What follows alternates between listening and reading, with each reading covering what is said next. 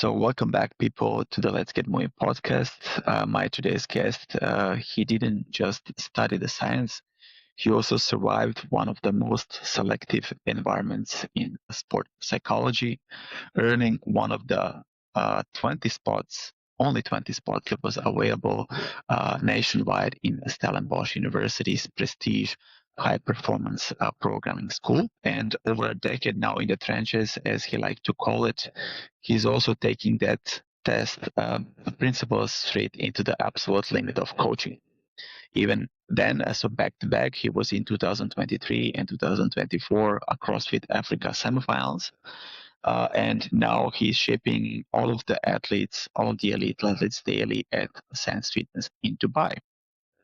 He's also a founder of Sweat Science and the coach who officially bridged that gap between that lab coats and the chalk barbells, as I like to call it, to turn that raw human potential and capacity into very durable, repeatable performance.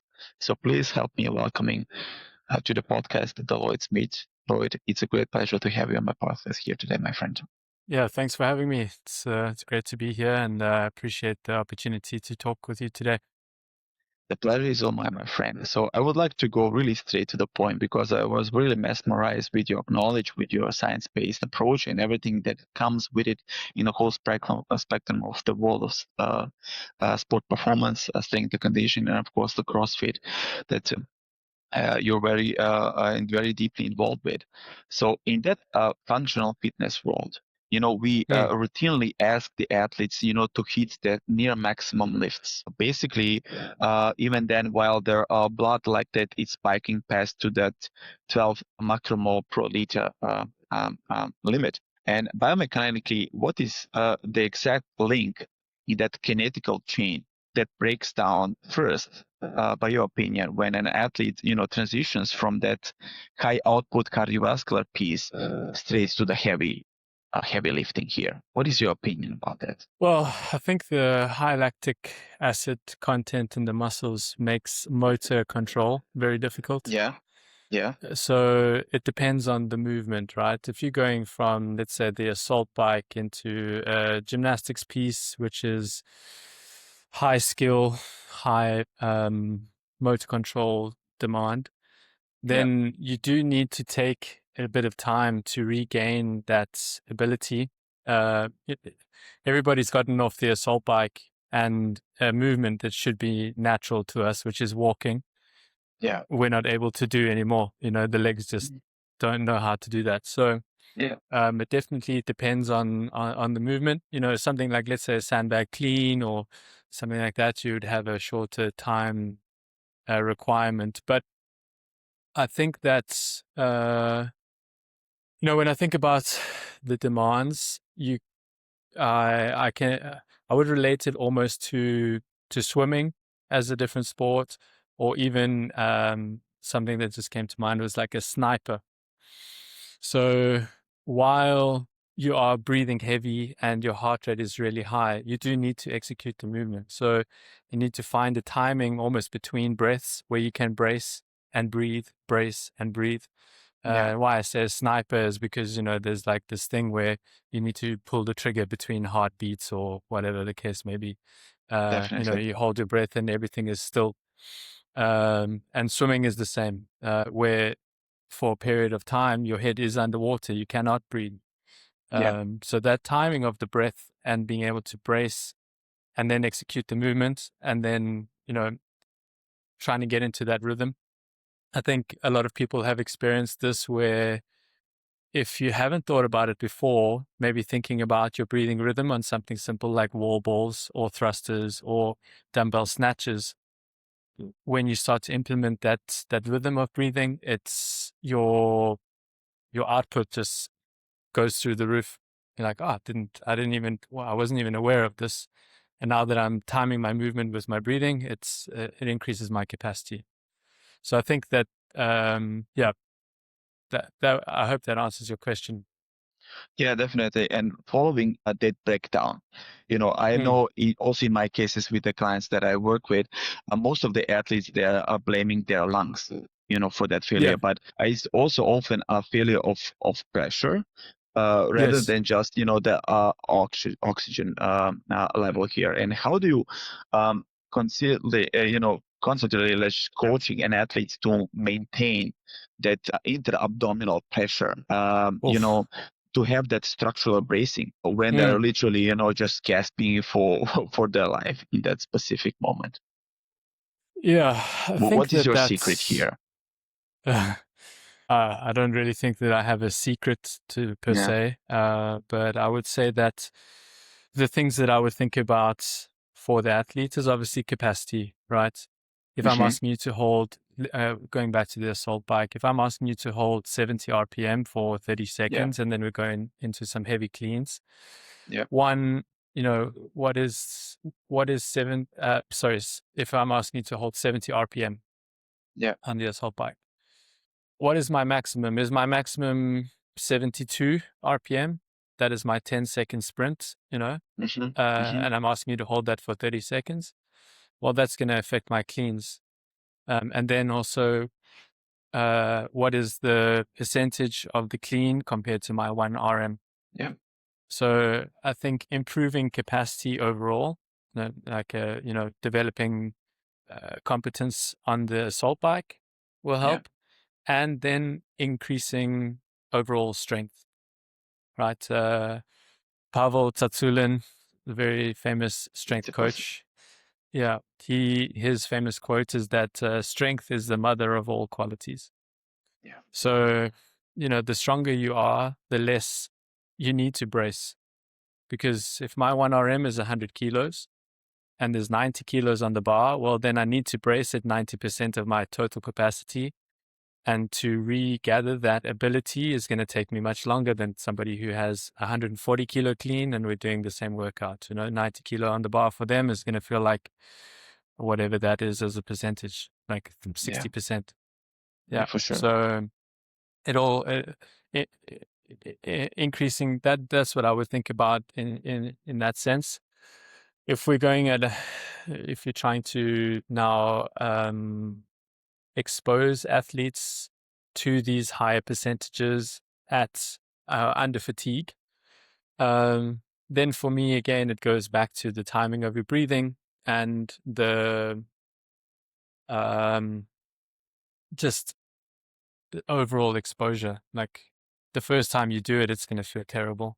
The second time you figure a few things out in your own body, and then over more and more exposure, you learn, okay, I'm not actually going to die. I can lift this weight, and you Yeah. build confidence and ability in that sense. Yeah. Okay. Okay. But is there maybe just a specific breathing technique that you incorporate here in that environmental state? Just for the people to be able to grasp a little bit more oxygen and to be calm in the specific moment.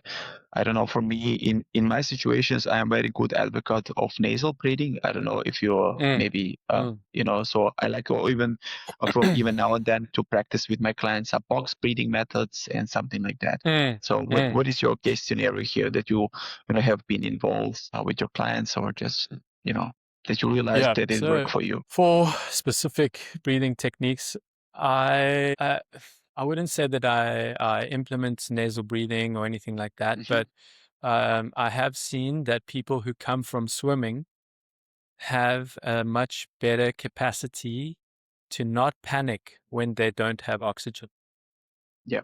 You know, you see people, their heart rate gets to like maybe 160 or 150, and suddenly they're a little bit out of breath, and they're like they've never been exposed to this, or they haven't been exposed to this in a long time or for a sustained duration, and that's it's for me it's more about the mental side of things, in the sense that teaching the athletes not to panic, teaching the athletes to have confidence in that Hmm. high threshold uh, or close to maximal um, zone, like zone 5, Yeah. just hanging out there. Um, one of Spencer Panchik, his coach and like mentor. I forget his name now. I met him at the Dubai Fitness Championships, and he was saying that intensity itself is a skill. Yeah. So, you know, the analogy that I use with my athletes is that you're trying to hold your hand at the fire and not take it away, right? Just be like, okay, it's going to burn. This is okay. I'm not going to die, and just having these mental conversations with yourself the whole way through. I mean, at that point, I would say that if you start to panic, if you start to get out of breath, and um, you your negative thoughts, all of these things like I'm going too fast, I'm blowing the workout, I um, I- you know, I can't do another rep. All of these things come into your mind, and very very quickly can overwhelm the athlete. I'm sure you've seen people in the gym who, Yeah. on both sides of the coin. One, you never expected this athlete to, like in the open, for instance, you never expected them to do this well in the workout, but somehow they can just like red line and they hold it there and they just boom. Yeah. And even without nasal breathing or without hypoxic training, um, they're able to do that. And the other one is the opposite. This person has the capacity, but somehow they just don't reach that threshold. Every time they get out of breath or they've done, let's say, 10 snatches in a row, Yeah. the chest starts heaving and then they drop the bar. You're like, it was 2 more snatches. You definitely had that. What the hell? Yeah. The panic sets in. So while those breathing techniques are helpful, especially, nasal breathing is great for, at least for me, um, what, besides all the other benefits, for me, limiting the breathing through like mouth taping or nasal breathing allows you to experience the feeling of not having enough oxygen while the total body uh, like output is much less. Yeah. You Yeah, know, totally understand. And so uh, practically you try to put your body in that environment with maybe a less effort. How should I say? Maybe just to exactly, have the exactly, to have exactly. that feeling. Yes, of course. Yeah, Um, yeah, uh, Totally with you about it. So it's a quite good and positive feedback that I have about the whole story here. So I'm definitely yeah. on your side. But let's talk a little bit more about that aerobical base. In Mm-hmm, sport discipline where mm-hmm. they're mostly dominated by high intensity intervals like CrossFit. Yes, Many athletes yes, are secretly just running on that aerobic deficit, maybe just masking as that powerful engine to be there. They're presenting themselves to be. yes, But yes. how do you identify an athlete who is purely surviving on that glycolytic capacity? And why does the performance fail off a cliff, precisely after maybe that 12-minute mark? How should I say here? Can you elaborate a little bit more? What is the eye catcher here by your feeling to recognize this pattern, in order maybe to navigate, like you said, through the trenches and to find a better path of not just surviving but also deliver a better performance here. Yeah. I mean, I I think that these athletes are quite easy to pick out. It's generally the athlete who has a little bit more muscle, right?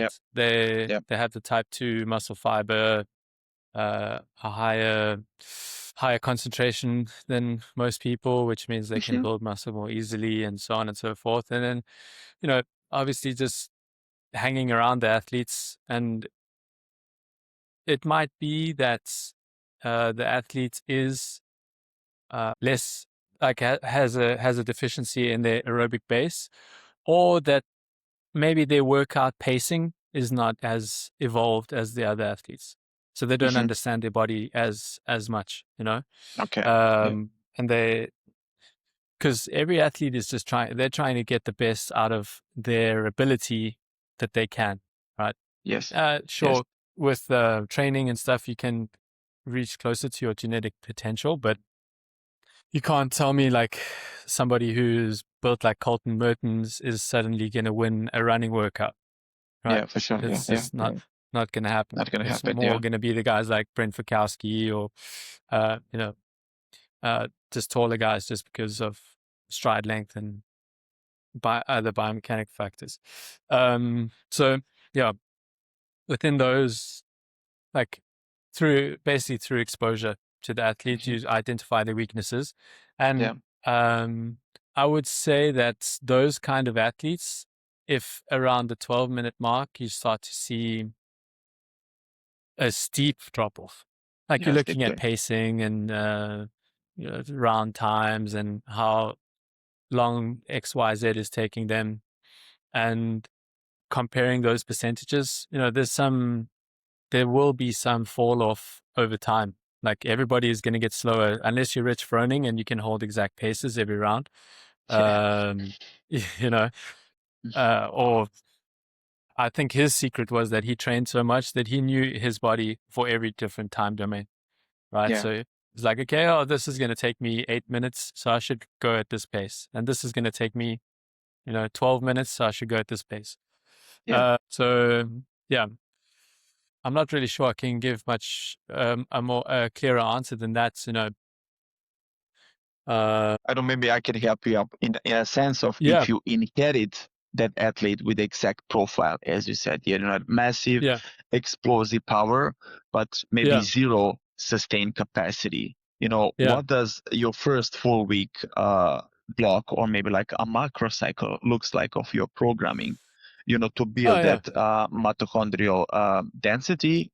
Maybe yeah, just without stripping away all of his, let's say, fast twitch power that he even spends yeah, years before that yeah. developing. Yeah.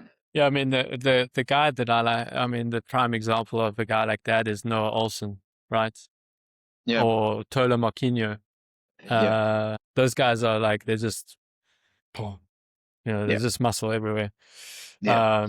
But exactly, when the workout gets to 15, 20 minutes and the third round of that, then it's off a cliff. I would say what I really like to do is, because CrossFit, the power output demand is so high, um, you know, the the generic answer is going to be, I'm going to put them on a C2 bike for 90 minutes and we're just going to cycle twice a week, 3 times a week, right? And that definitely will help. That definitely will help. But I've always been nervous that those kinds of things um, would take away too much of their explosiveness, right? Too much of their strength. So something that I prefer to do is like interval training. Let's say we'll do a 3-round workout, and between each round we take 4 minutes rest. Okay. Right.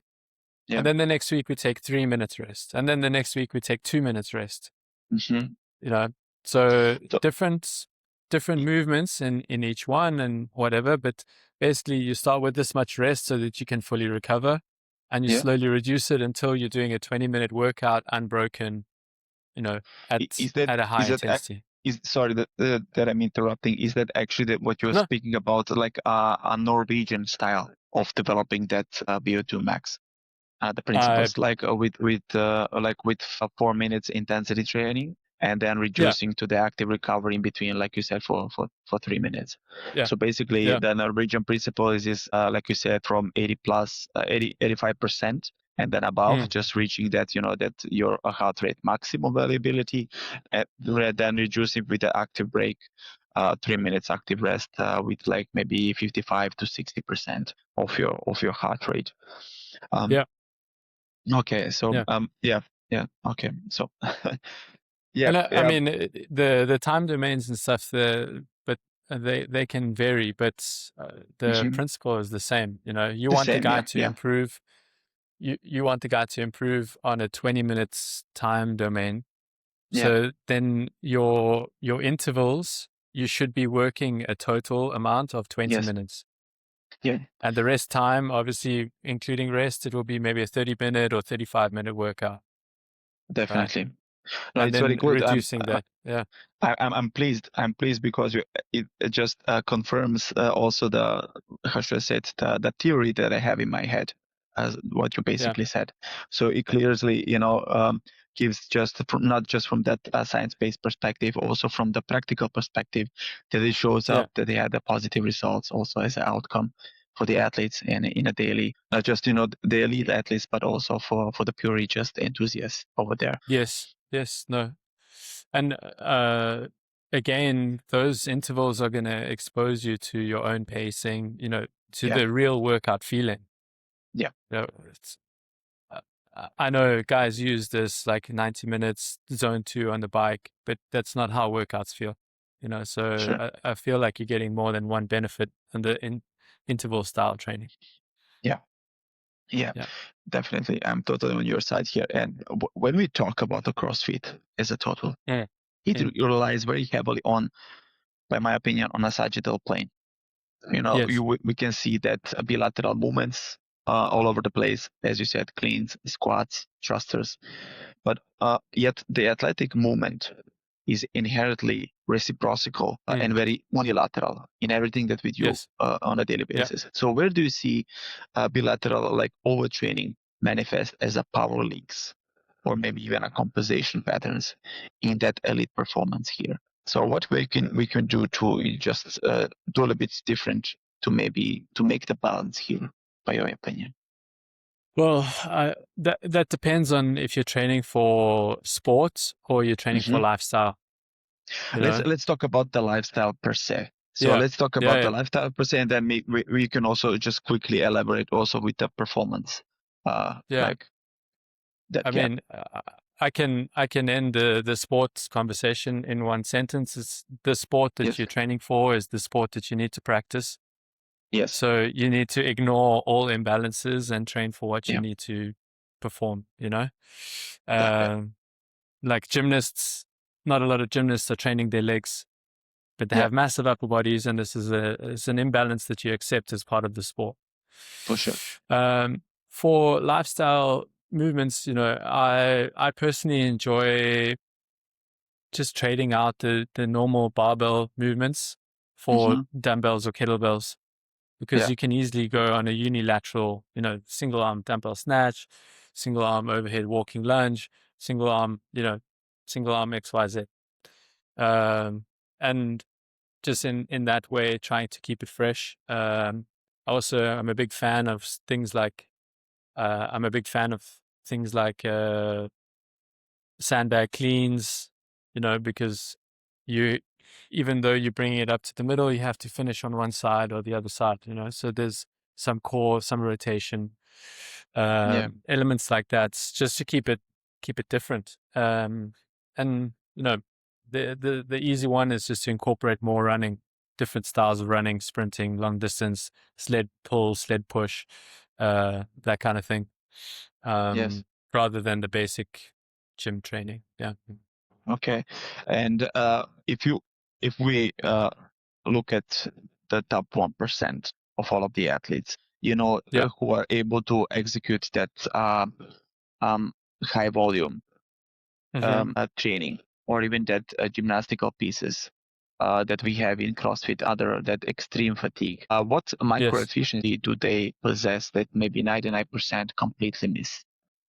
Is it a matter of joint stacking, acceptable relaxation, or even that rhythmic breathing or cadence that they can have better in comparing to the other athletes, or just the average one? Man, I think it's a combination of everything. Yeah. Right. My philosophy is that your technique, the more refined your technique is, the more you can express your true potential. For sure. Right. You have this physical ability. Okay. Let's say if I had to give you perfect technique, you can reach here, but you just started CrossFit, so you're at 50% of what you can achieve. without any training except technique, you're here, right? Yeah. Obviously, with training, both of these lines move, but you're trying to get this output to match your potential, which is the top line.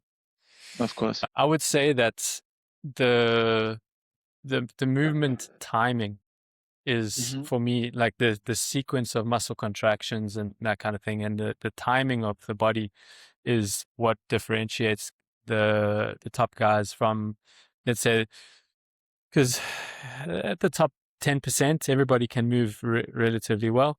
But I think it was at the 2018 games where they had like, I can't remember what the workout was, but it was, I think 30 snatches, 30 bar muscle ups, 30 snatches, 30 ring muscle ups, and 30 clean and jerks or something like 30 of each, but there were 30 ring muscle ups in the middle of the workout.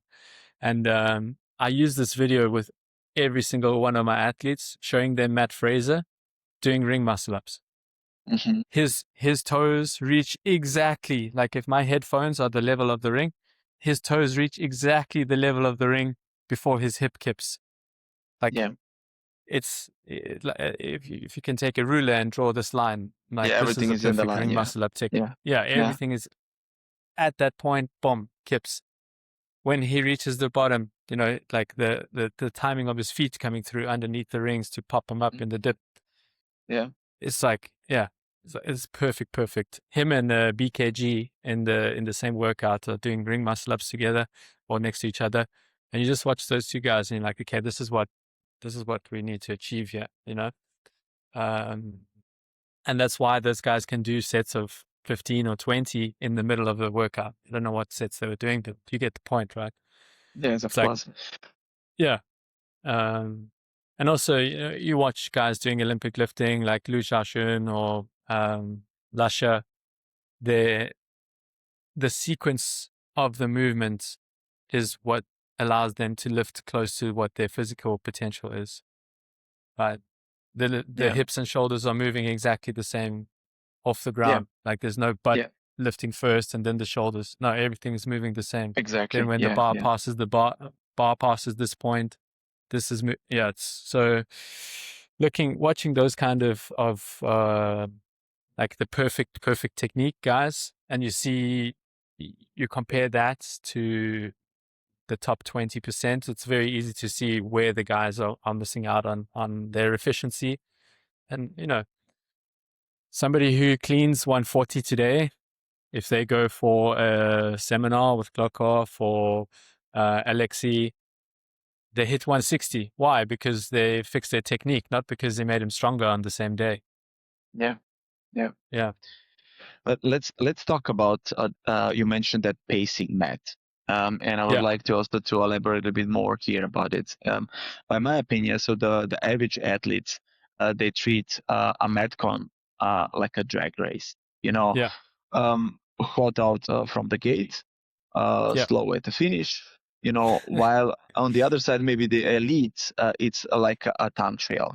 So what is specific internal feedback loop or maybe like a data metric you use here to teach an athlete, their exact roadmap here of speed, how should I say, so they never cross it too early or too late here? I mean, that's really tough. I think I know. personally, that comes with the internal feeling of your body, right? Okay. Like if I pick this dumbbell up now, I not that I won't be able to lift it, but it's a mistake, right? If I take 2 more breaths, I can lift it and we can keep going. And then it also, depends on the duration of the workout. Am I doing Fran? If I'm doing Fran, I just close my eyes and I try to finish the workout as quickly as possible. I don't listen to anything that's going on in my body. I'll worry about that later, Or like a 1K row time trial. Like there's no pacing. Yeah, I mean, people are going to argue, yes, okay, there's some pacing. It's a 3-minute workout, maybe. But in the last 800 meters or in the last 750 meters, you're not really thinking about pacing. You're just trying to get into a rhythm. You're trying to close your eyes and ignore the lactate is building up and all this. Yeah. Like, again, those negative thoughts of, oh, this is I've done something wrong here. This is not good, and my legs are not going to work. I'll worry about that later. Finish the workout and then I'll roll around and we can deal with all the pain.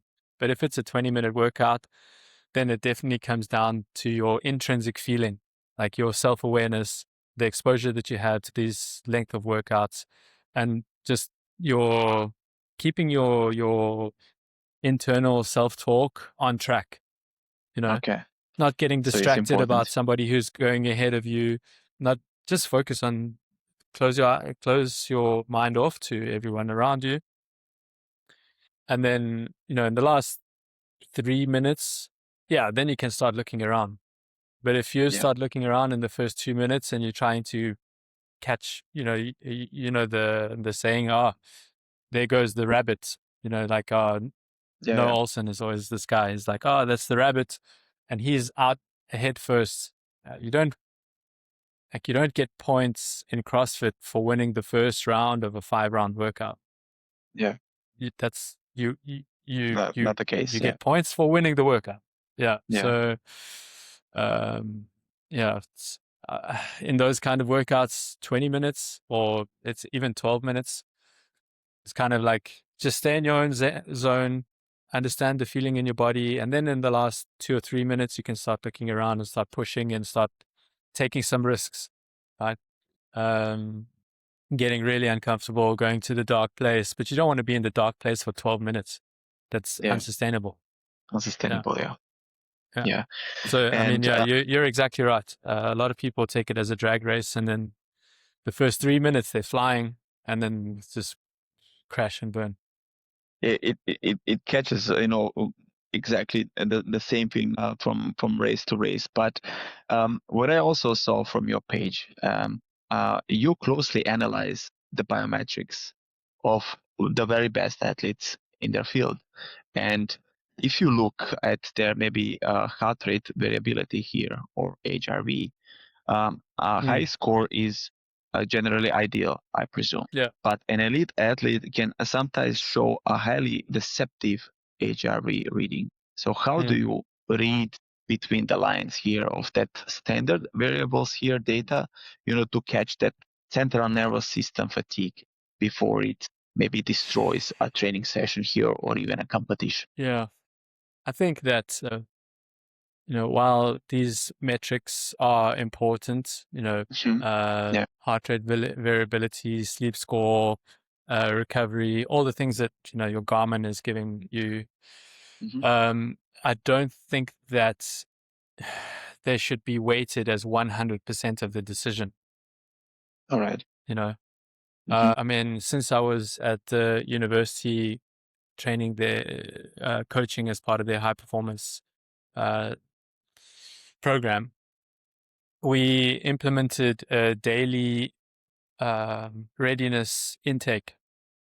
So, for instance, I can't remember exactly what questions we had, but we had 10 different questions like, how did you sleep? How stressed are you? How does your body feel? All subjective questions that we then correlated with these HRV and heart rate, heart rate monitor data and so on and so forth from the training sessions. Yeah. And I think that's something as simple as having a conversation with the athlete, right? Yeah. And being able to say, like, this is the program here, but we're going to drop this and this because you're not recovered for it. We just push that on to another day, or we just completely scrap it. To me, the especially in the high performance, like at the elite level, while it's good to have the data, the relationship with each athlete is just as important in making those decisions, if not more important. Yeah. Because guy could say, come in, and I'm sure you've had this with some people that you coach or you've been around, is that, guy came in, he had 2 hours of sleep and hit PBs in the whole session. Yeah. Like, why, how? Yeah. You're supposed to be getting 8 hours of sleep, and without 8 hours of sleep, you cannot function. But this guy just hit PB, so you know, um, yeah, it's not always black and white with those decisions. Of course. Of course. And exactly in this point, you're very good in a relation from my next question that I wanted to ask you. For all those athletes who are maybe running double day training sessions, Mm, this correlates a little bit more to that nutrient part. So how do you structure a nutrient timing around their highest velocity training, window to ensure maybe that a rapid glycogen replenishment here without causing, some digestive sluggishness or even some other systematic issues here or even inflammation here. yeah. Hmm. So, a rule of thumb that I follow with that in those cases is that, you know, if your training is more than 8 hours, if you have more than 8 hours between training sessions, Yeah. your carb, the type of carb, whatever, doesn't really matter that much, right? What I would say is that pre-training session, ideally like an hour, maybe an hour and a half beforehand, just to allow for digestion. You should get Yeah. around 40 grams of carbs, 20 grams of protein, like a 2-to-1 carbs to protein ratio. The carbs are going to help you absorb the protein and also just set up your system for a good training session. Yeah. With regards to glycogen stores, also, I think over time, your body adapts.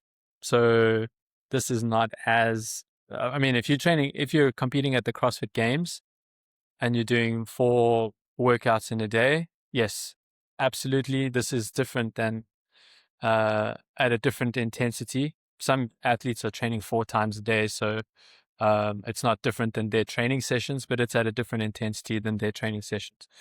Yeah. Um, so yes, then you need like liquid carbs, right? Basically just sugar, water, knock it down, get it in the system.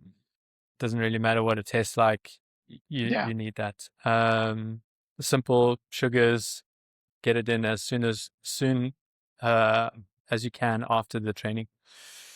But if you're training twice a day in like an off season or even building up to a standard CrossFit competition, I wouldn't be too worried about the types of carbs that you're eating.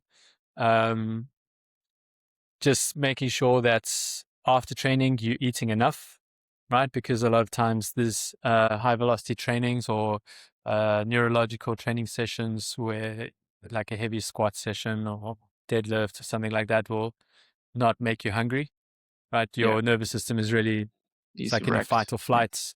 Yeah, Yeah. cortisol levels are high, so you might not feel that hungry. But you need to just you have to eat.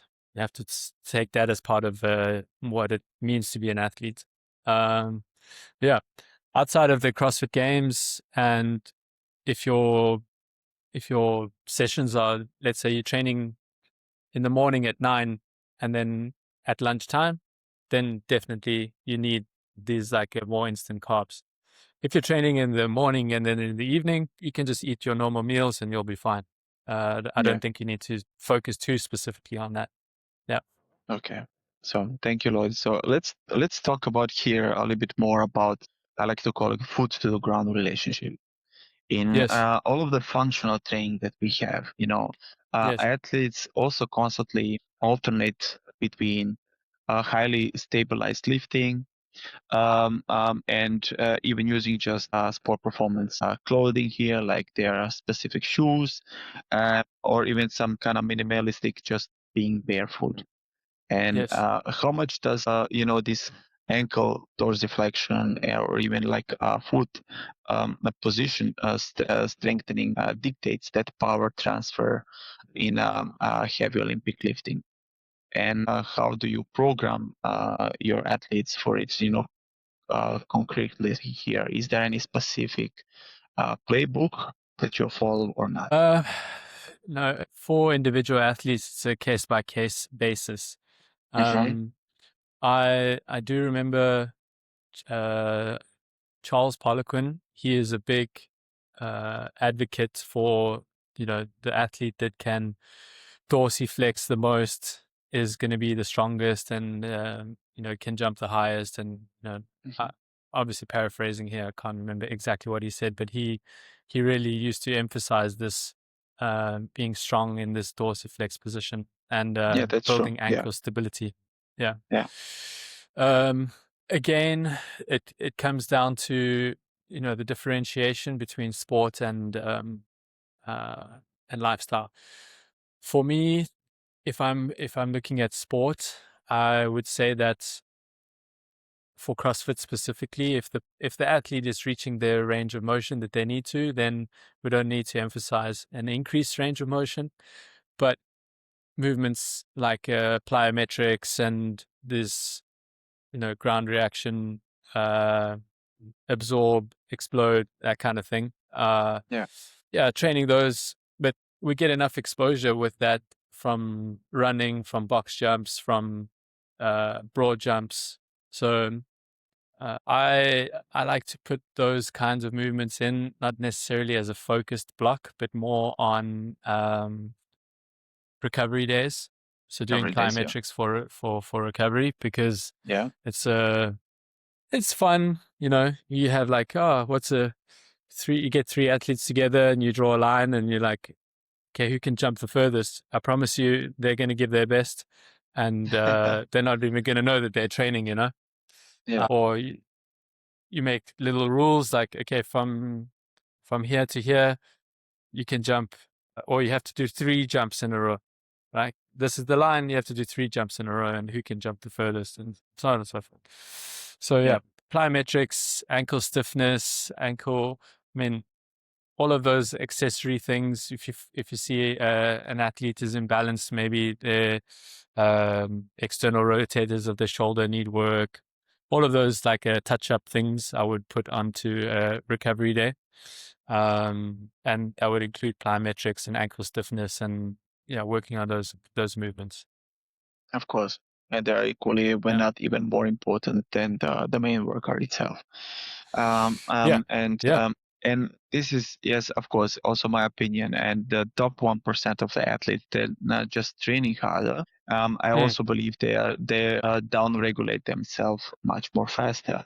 And if you look at the immediate, that's 20 minutes post-workout, what exactly the physical protocol, do you have for your athletes to perform, to force maybe even their nervous system from sympathetic, as you said, fight or flight, back into a parasympathetic recovery state.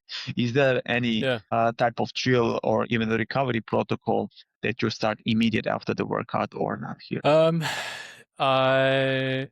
This brings me to a story that I remember Chris Henshaw speaking about, right? So, and I'll bring it back to your question. So they were at a CrossFit competition, and after the workouts, they had their 3 mayhem athletes. They jump on the assault bike and they start cooling down.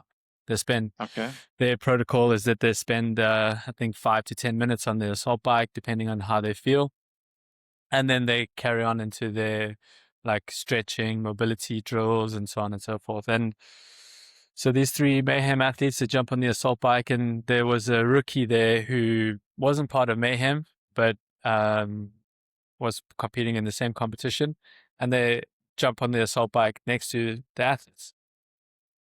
Chris goes up to this guy and he says like, starts chatting. He says, is assault bike, is this part of your recovery process as well? And the guy says, no, I just saw everyone else doing it, so I'm doing it as well.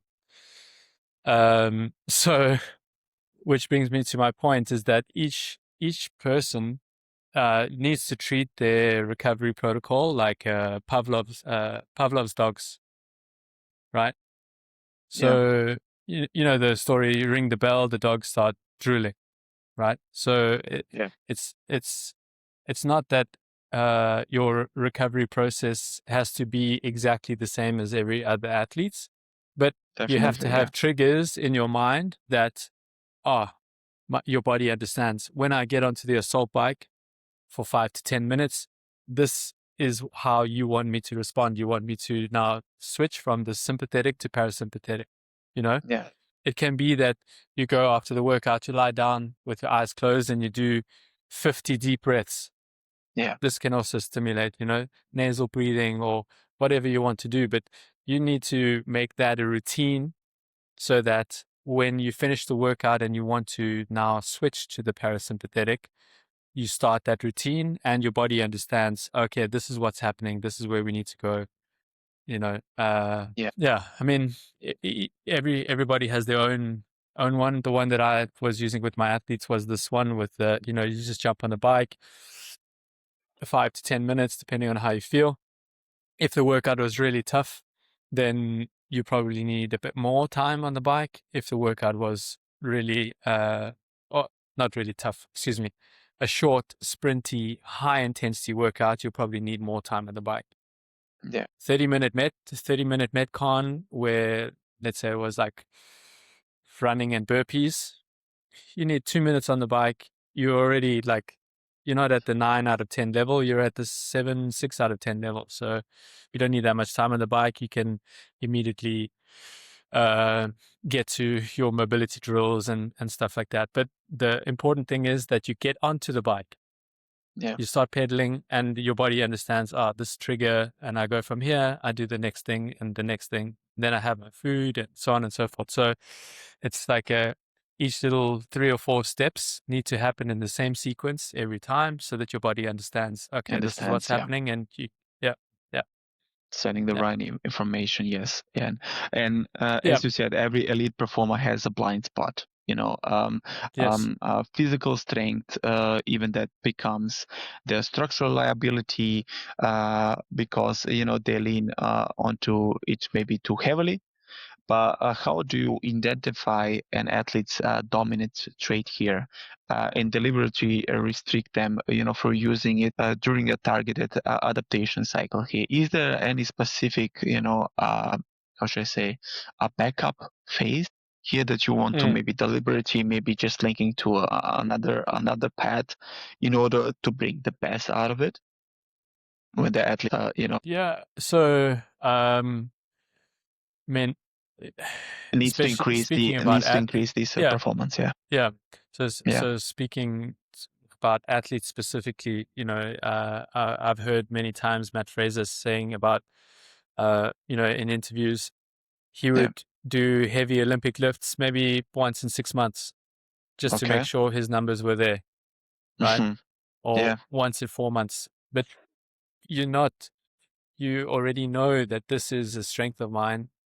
Yes. I That I'm you Sam possess. Briggs. I beat everybody in the 5K. Okay, Hmm. I don't need to train that. I don't need to train that. So, especially in a sport like CrossFit, the concept of good enough is very important. Yeah, sure. If you just started CrossFit and you're 6 months in, then you definitely need a broad spectrum training program. Maybe you came from a sport like swimming, so you don't need to focus on that, or gymnastics. So maybe this is like Pat Vellner, for instance. Yeah. He's the opposite of Matt Fraser. He's focusing on weightlifting and getting stronger in his lower body specifically, but his upper body is already one of the best, if not, at a time, the best in endurance, in pulling, in handstand walking. So every three, Yeah. 4 months, he just needs to do 1 handstand walk and 5 handstand push-ups just to remember Yeah. how to do it, and then Yeah. That's lead it. it. So yeah, in my mind, kind of the 3 pillars of CrossFit, which are, monostructural, weightlifting, and gymnastics. You have them as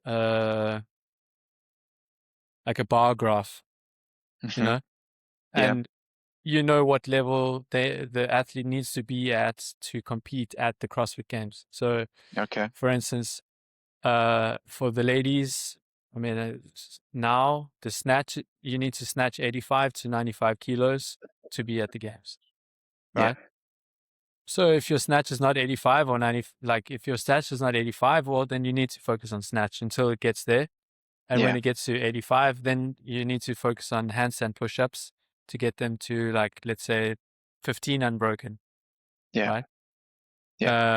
Maybe not in a workout, but you know what I mean? So all these different levels you can take from the games and even the semifinals and watching different competitions and where people are at.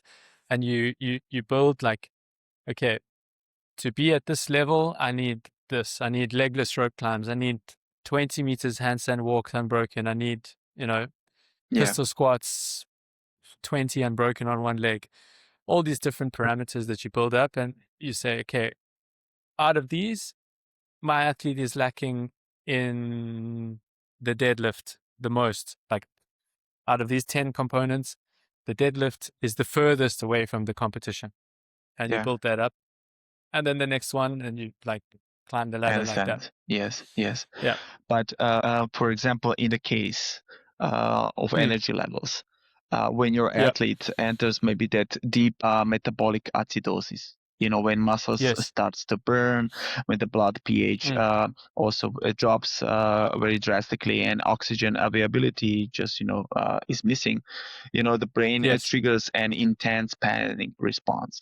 And what is maybe, as we said, that physically happening to the athlete's internal self-talk at that exact threshold, and how do you train them to override that central governor here? I mean, just apart from just being calm here, is there any maybe psychological, not a warfare, but maybe like a method that you also like preparing them in order not just to accept but also to elaborate with that self-talk during the competition? I think that self-talk is one of the most underrated tools that athletes overlook or coaches overlook, because you're constantly fighting this pull. Like, you can think of it like a, I don't know, in my mind it's a whirlpool like this, and it's spiraling down, right? This downward spiral is trying to pull you down. It's trying to tell you how you're not prepared for the competition, how everyone is better than you, how, you'll never be at their level, blah, blah, blah, blah, blah. And then you're constantly fighting that. And in the workout, this pull, this like gets so much stronger, so I think just the same way that you train to get stronger in a back squat is by doing back squats, right? Through repetition, through practice. The same applies to this positive self-talk.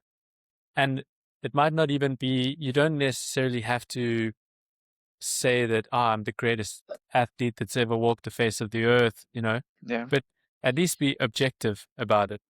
Being objective in the sense like, I've done this workout, I felt this way before, I know I can do this, and like not allowing that pull to take you off track, bringing yourself back into the present moment to say just one more rep, just and to coach that it's very difficult. It's one of the things that I've battled with athletes, because the physical, I can do that, right? I can say we're going to put 100 kilos on the bar today, and next week 105, and next week 110, 110. But to get the athlete to talk to themselves in a positive way, it's something that they need to do themselves. Right? They need to practice it. They need to, in the moment, when the negative self-talk gets loudest, make that switch. Yes.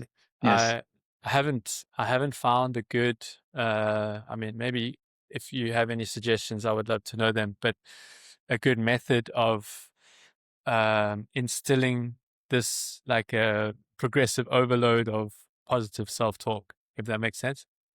Yeah, makes sense. Totally. So, trying just to connect that physical state with the emotional state, yeah, definitely. Man, it's tough. It's the biggest challenge, as you said. So, definitely, especially in the moments when the athlete is chronically overreaching, the Yes. capabilities, the symptoms aren't always on from the side of specifically a physical weakness is present. Then comes the emotional vulnerability, maybe even sudden loss of that drive during the competition. It's a huge, even question of how do you navigate through all of these systems in order to bring them Yeah. back up. And Yeah. Yeah. my question to you, it just how do you navigate it? Is there maybe just motivational principles? How do you distinguish maybe this lack of confidence in a specific period of time? Are you giving them some cues during the competition, or is it just, as you said, self-regulated for you, Yeah. or you're just making this conversation before the competition? So what I like to do is, one is to present the facts, Hmm. right? I say Yeah, to the athlete, look, we've done workouts this tough before. We've done harder workouts, yeah, right? There's no workout that's going to make you feel any different than what we felt in training.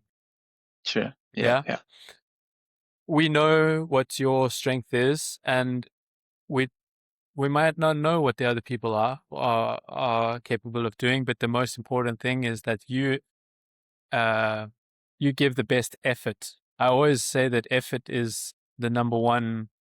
Like, if you gave your absolute best and you came 10th place, yeah, what more could you have done, right?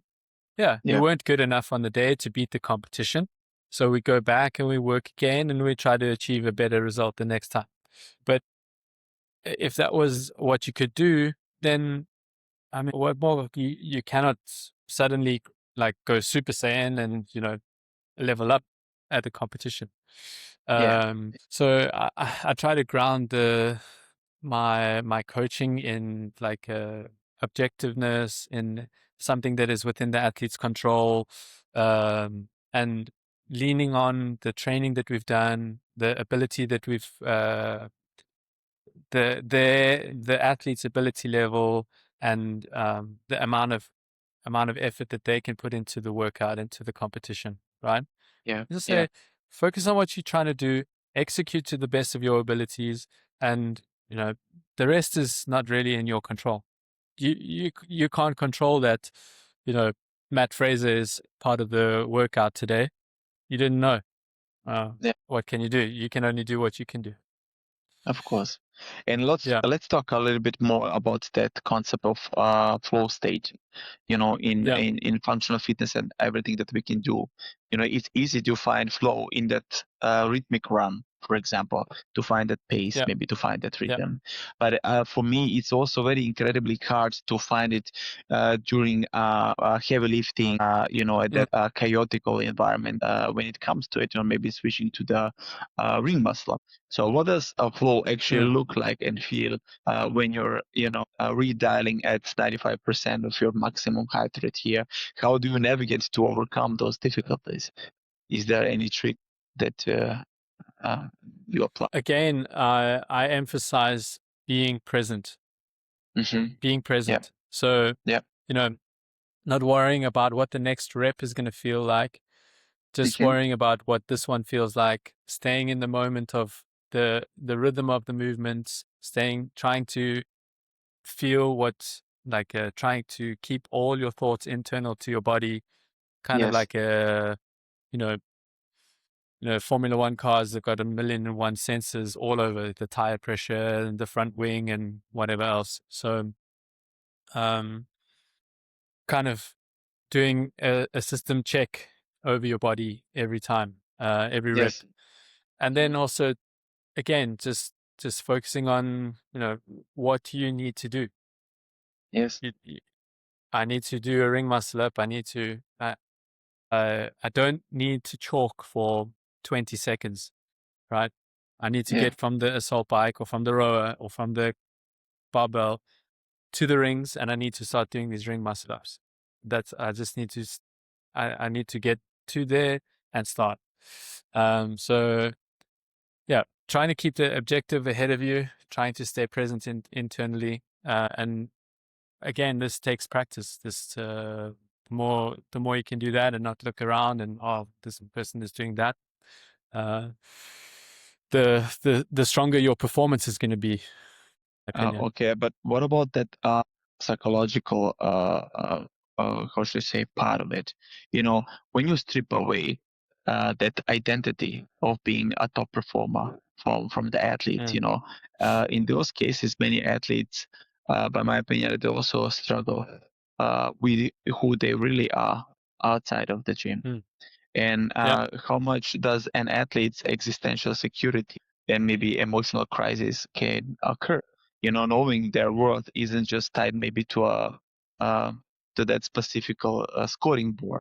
That impact definitely their physical and even psychological willingness to take that extreme risk, even doing something else, or maybe even getting back to the workout per se. So how do you maybe talk to them and just try to realize, okay, this is our main frame, but there is also a life outside of it?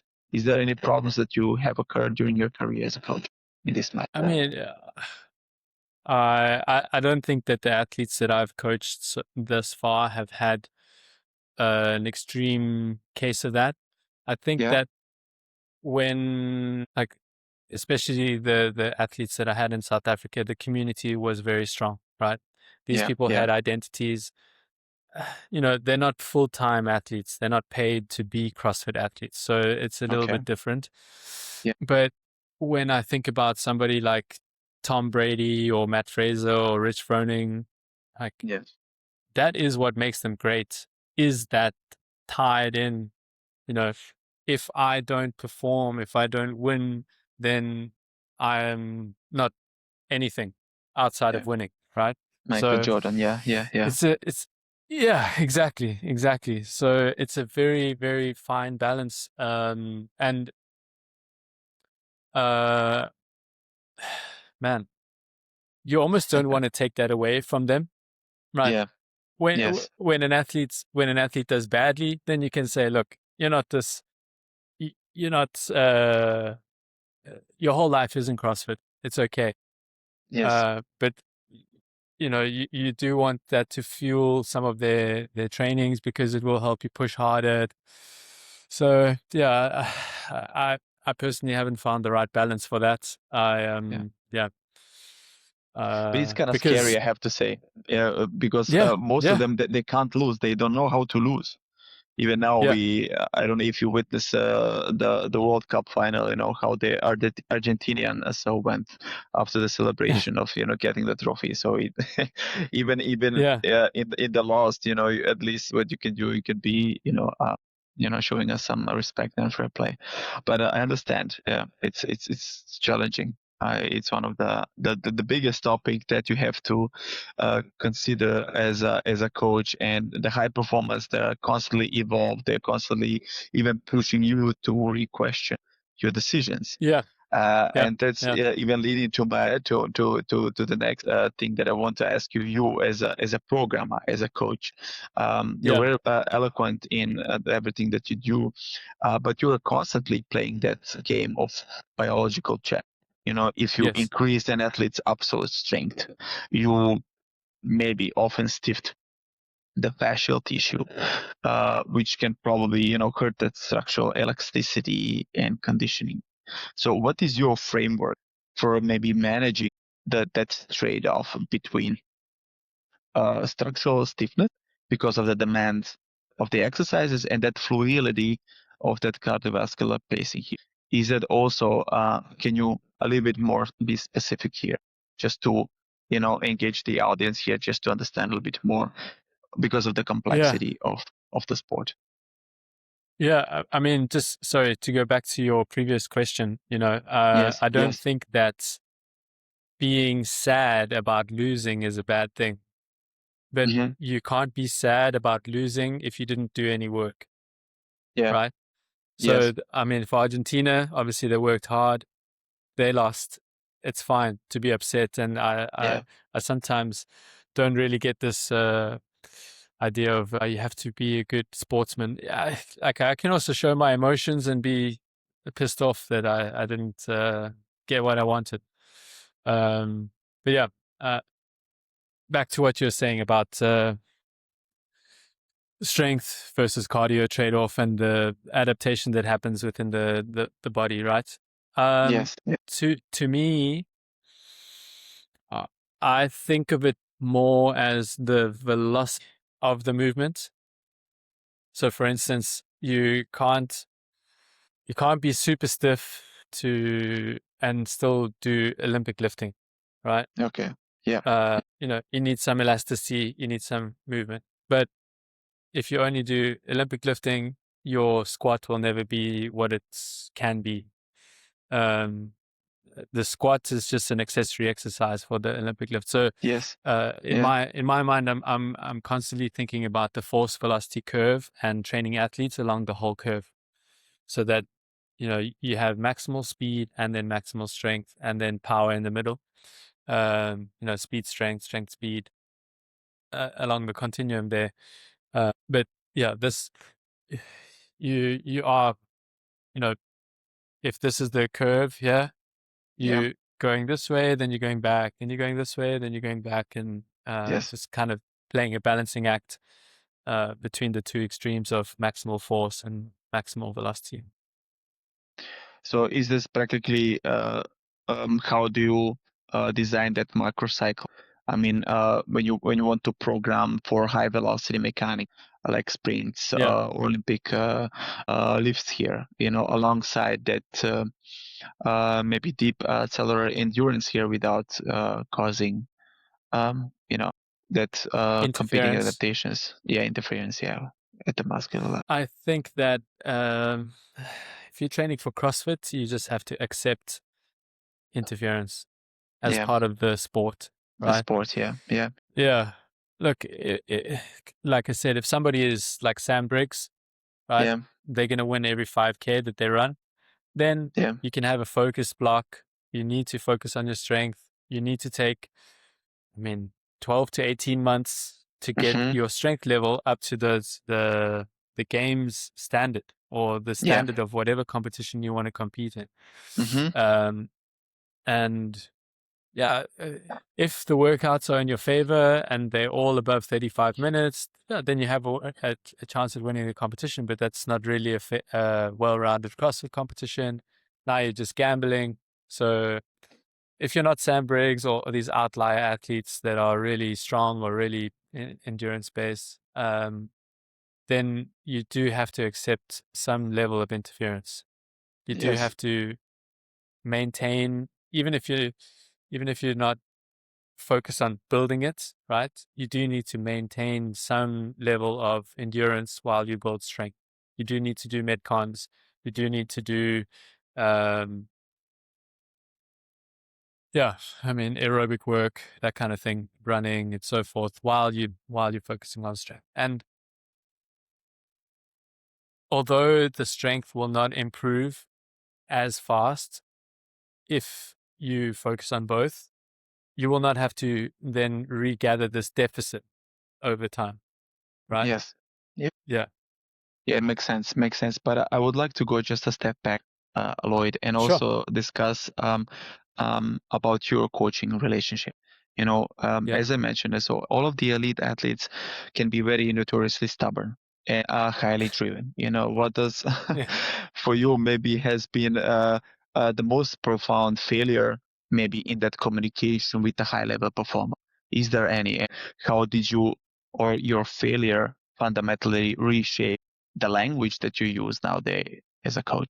Can you can you elaborate here? Maybe a couple of situation or just a story? Yeah, I think some of the more difficult ones Mhm. are on the individual level, right? Okay, yeah, for And sure. yeah, so, this was like coming up as a coach. I was very fortunate to work under mentor of mine, Nico Katakis, is a Greek guy. He ran Hmm. the high performance center at Stellenbosch University. He was like the head of high performance there. Okay. And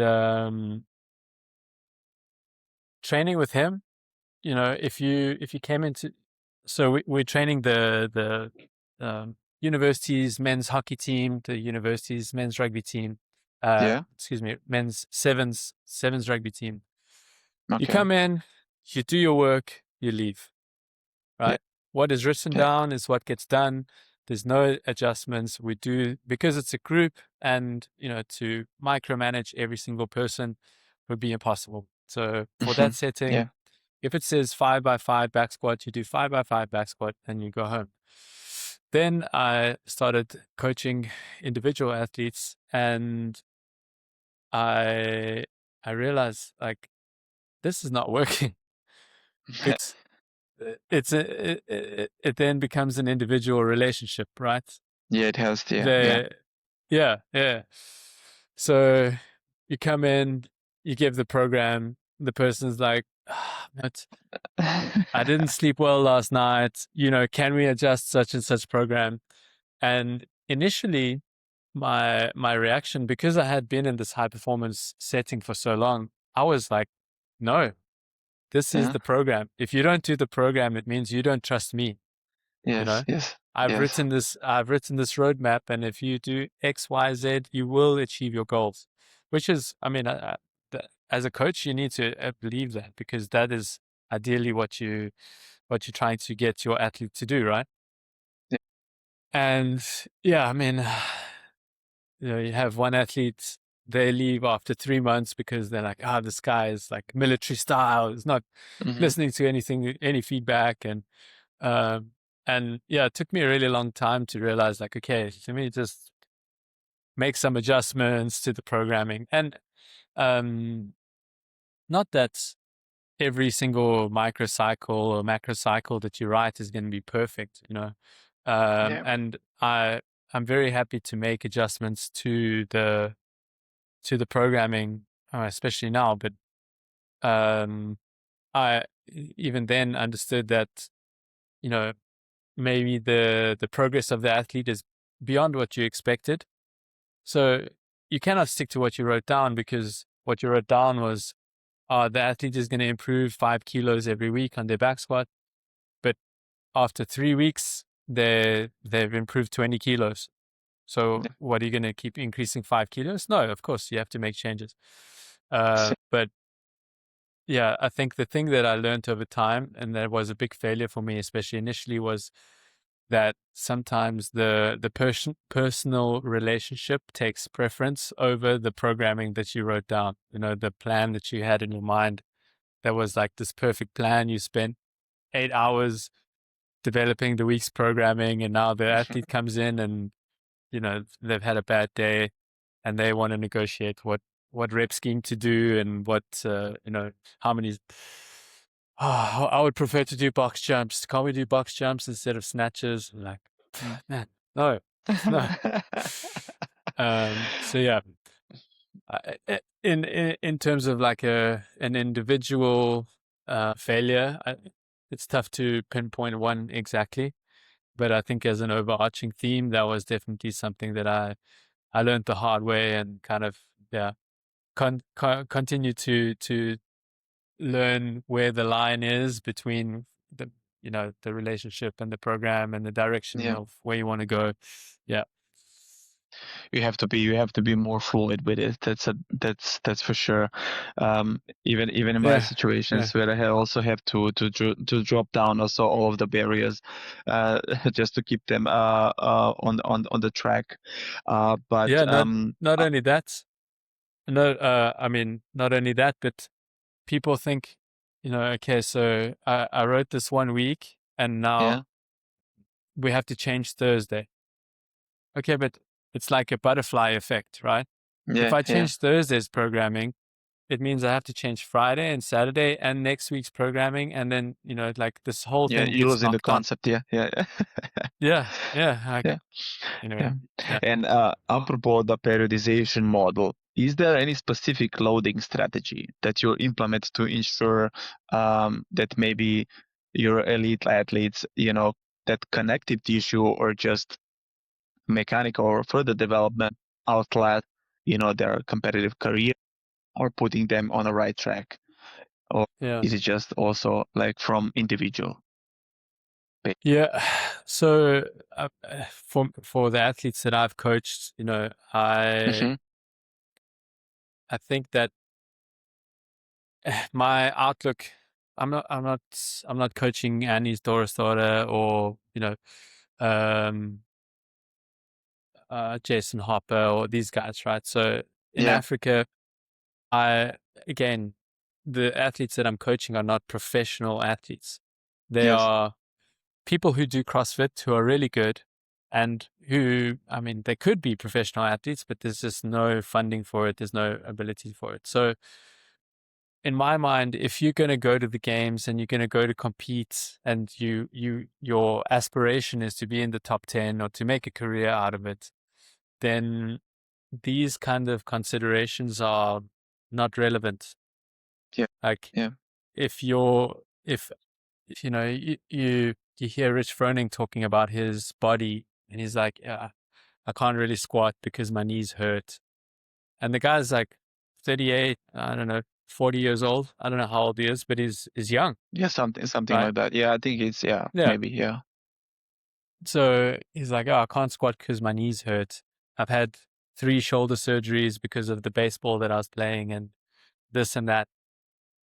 Okay, when I'm training the athletes that I'm training, also in the back of my mind, I'm thinking, we're going to have fun. We're going to try to do as best we can. We're going to get the results that we can, but within the parameter of protecting your joints, making sure you don't have long lasting pain from the sport, because it's not a career. It's not something that you can do for the rest of your life. And Yeah.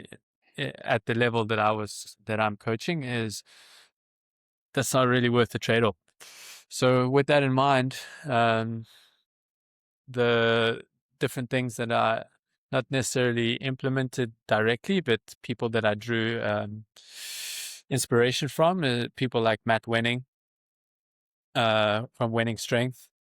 He has like 300 reps of lightweight movement before workouts.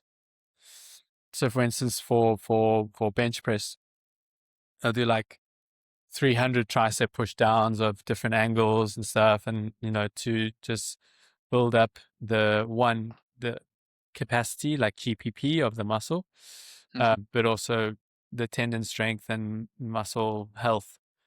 Guys like I forget his name, Thibodeau is a French guy, Christian Thibodeau. Okay, I'm not familiar with it, I'm gonna but butcher. Yeah, yeah. I hope he doesn't But see Lloyd, this if he ever does. Yeah. what is your concept No. of mastery? What is the concept in your eyes of being like the very best or being at the top 1% performer?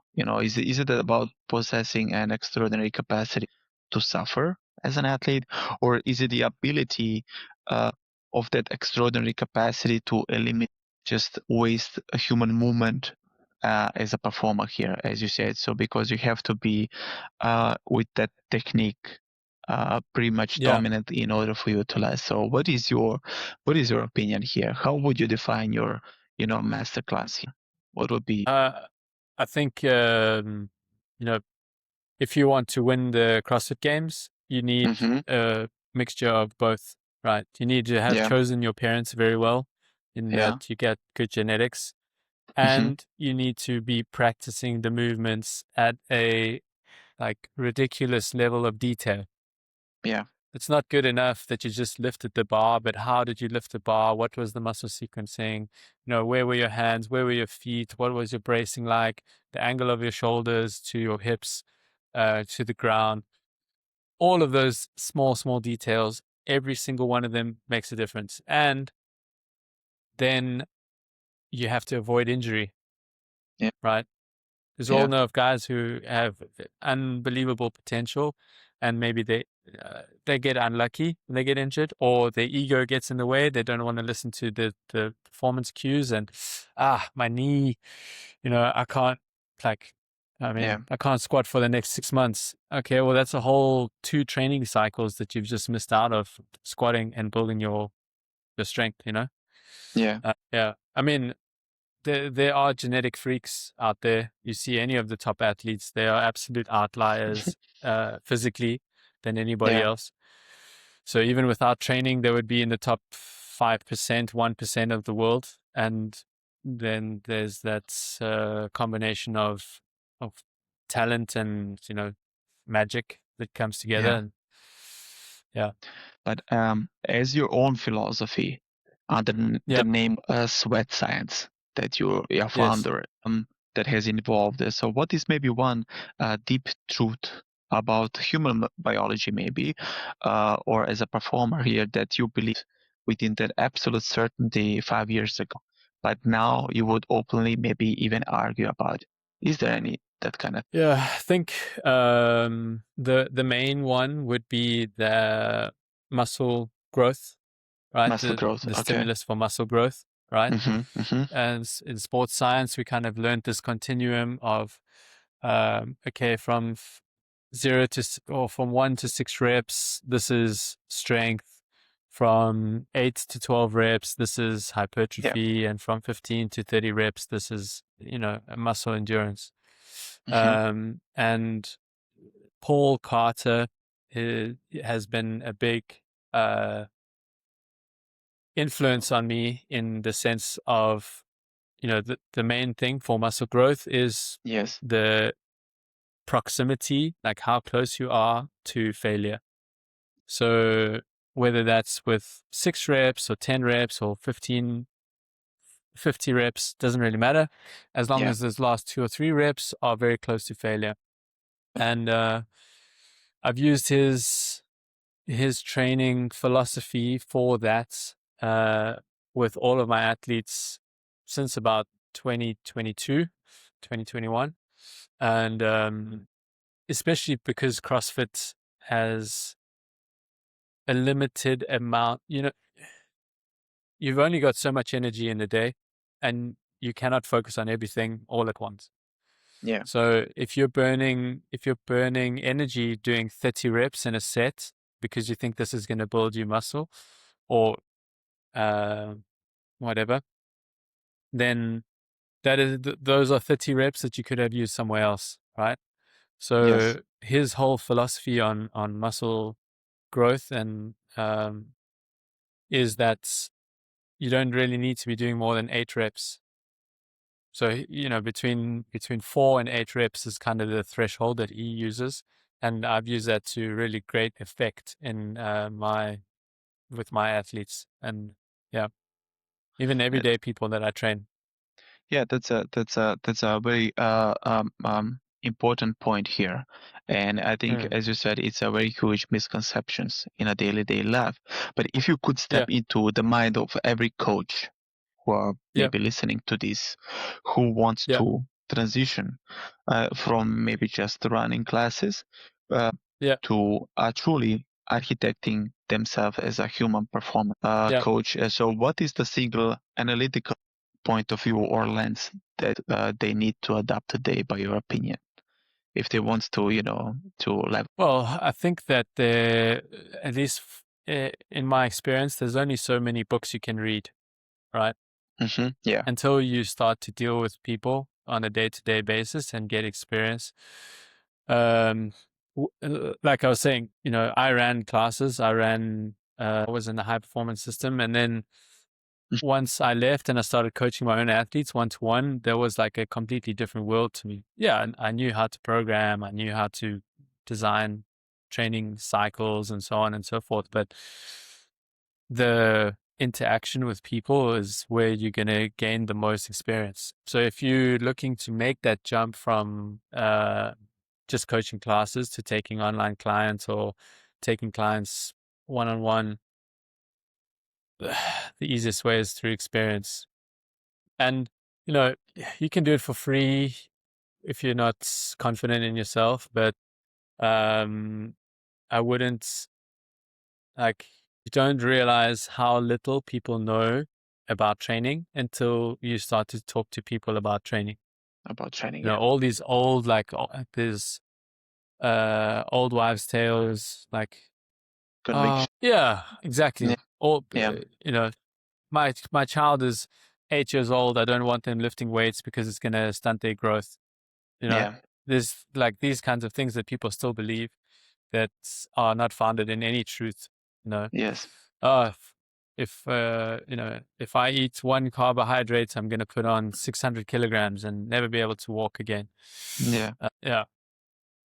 Anyway, it's a true. These kinds of things. Yeah. Anyway. Yeah. But Lloyd, unfortunately, we are closer also with the questions. So I would like to bring this whole journey with us together. And also when when the lights goes down until the end of the day. So when everything turns off, and it's just the athletes looking in the mirror after that brutal vicious cycle that you gave it to them. What is maybe one ultimate realization they might come into fruition if they want to sustain their peak performance without losing their humanity, as I said, as as a person? What would be your final message to? I think that as long as you're controlling the things that you can control, then whatever the result is, you have to accept. Right? Yes. Yeah. We are all here to win. We're all here to be competitive. Nobody likes losing. But at the end of the day, there can only be one winner, and there will be 9 other losers. Losers, yeah. And doesn't really matter where you are on that spectrum. If you're the 10th person, if you gave everything, if you did what your coach told you to do, if you slept the right amount, if you were dialed in with your nutrition, you need to decide to what level you want to take that, because it can become an obsession. It can become your whole life. Yes. And that's okay. That's okay. If you Matt Fraser is the example where he didn't use sharp knives, 6 weeks out from the CrossFit Games. Yeah. Because that was one thing that he could control, and it took over his whole life for 5 years, but now he's not doing that anymore. So if that's your goal, if that's what you want to do, you can. There's nothing wrong with taking that level of obsession. But if you've controlled everything that you're willing to control and made the sacrifices, then whatever the result is, you need to be able to accept that. And it's like that's okay. Whatever that result is, it is okay. Like the people in your life that care about you, they will still care about you. All the important things in life will still be there after the competition. Yeah. Definitely. So Lloyd, that's an awesome message to wrap up this today masterclass of yours. And before we, finish our conversation, unfortunately, so where can our audience find you and follow your journey? Can you please tell your social media presence here? No, the stage is yours. Yep. So, the best place to find me is on Instagram at Sweat Science. That's where I do all of my interactions. If you guys want to message me, or I'm mostly posting like silly videos, but if you want to engage in more serious conversations, then I'm happy to do that as well. I like to keep it light, and I post a mixture of comedy and science. So I'll catch you guys there. Sweat Science. Yes. On Instagram. Lovely. And just gonna tell also to the audience that I'll put the links in the description down below, that you can try to get in touch with you. So, but for me personally, my big takeaway from our today's conversation, Lloyd, here isn't that just about the high performance. I think what you just said, it's about building on applying that very precise science-based backup principles with really unrelenting that real-world communication and execution. That raw capacity will only take you so far, but understanding how you make that capacity repeatable is what separates you from a good athlete to the one that is very bulletproof.